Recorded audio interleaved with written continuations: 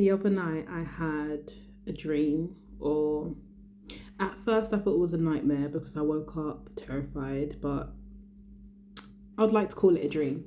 I had a dream that I was sleeping in bed in one of the rooms I had growing up, and all of a sudden fish started falling from the sky, even though there was a ceiling there. Fish started falling from the sky. I shot up, like I sat up in bed, and the fish was still falling, and then geese came in and started like eating the fish. And then after that, the birds, I think they kind of like disappeared. I'm not entirely sure. I remember there being one on the bed still. And then I got up, and then it kind of shifted. It was the same dream, but kind of, I don't know, an hour or so later. I was in the hallway, and it looked like a turtle or a tortoise upside down, but on the other side it looked like a snake. And it was, just moving around, like trying to, I guess, get on the right side to walk, or, and then it was turned over, and then it immediately started chasing me. And there was more than one snake just like chasing me. And I was screaming, I couldn't get away. And it wasn't really fast, but it was, no matter where I went, it would still be behind me, like trying to get me. In that moment, in this reality, in this realm, so I must have woken up and I felt my dog's foot. I felt Bubba's foot. And then I instantly shot up and I started screaming, Bubby, Bubby, Bubby, because I thought he had passed, because his leg was floppy. It was kind of traumatizing. And then when I was shaking him so much, he obviously woke up. He must have been in a deep sleep. And then he went back to sleep, and I went back to sleep too. And then I had another kind of nightmare where I will talk about this one as well. Where I was driving through a tunnel. I was with my partner, and I think there was, maybe we had a family. I don't know if I was in this body that I'm in now. And it got to a point in the tunnel where I could no longer move. And it's kind of like, I felt like if I were to move forward, I would go in like another realm, kind of like it was a dark force around me. And I remember thinking, it kind of felt like, I don't know if you've seen the movie Silent Hill, and it's kind of like a different world, but it's like misty and dark. And I remember it took me a while, but then I did move through the tunnel, and I just remember it being like dark energy. But anyway, I'm trying to decipher that meaning of that dream, but my focus is the snake dream. So that was about 2 days ago, and I've Googled it, and there's like so many different dream interpretations, and it's the same with angel numbers or, messages. It's whatever resonates with you. And the meaning of this, the snake chasing me in the dream, what resonated with me is the fact that I'm avoiding responsibility or work or something that I need to do.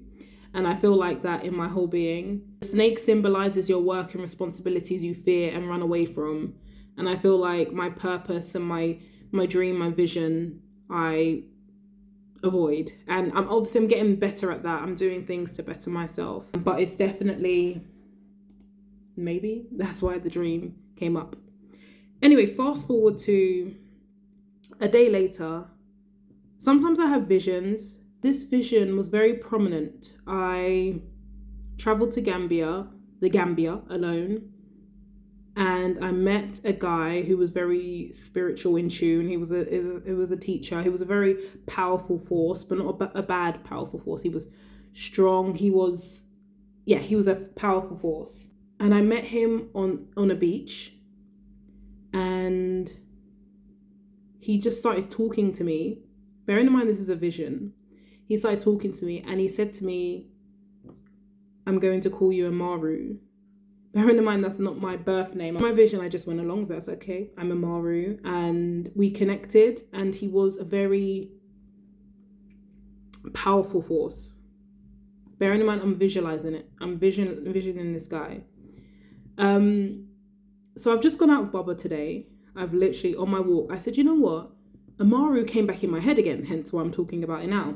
And I said, let me research what the name Amaru means, because I've heard it before, but I haven't really paid attention to the meaning. So anyway, I've Googled it, and it says Amaru means serpent in the, I'm going to butcher this, Kuchia language, as in Amaru Kancha, serpent court, or Tupac Amaru, and obviously Tupac.